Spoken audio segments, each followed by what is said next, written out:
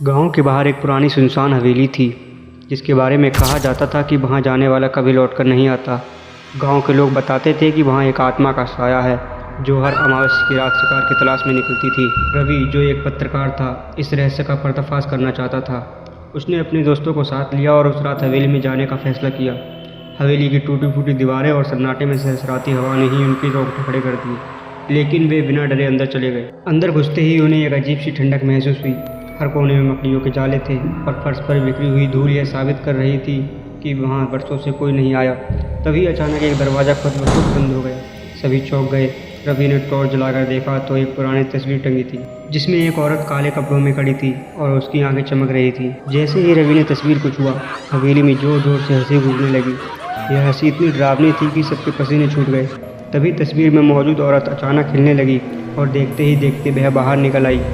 उसके लंबे नाखून, लाल आँख और बिखरे बाल देखकर सभी चीख उठे। रवि को समझ आ गया कि यह आत्मा बदला लेने के लिए भटक रही थी। उसने हिम्मत जुटाई और जोर से बोला, हम तुम्हारे दुश्मन नहीं, हमें छोड़ दो। तभी अचानक हवेली में सब कुछ शांत हो गया। दरवाजे खुल गए और आत्मा गायब हो गई।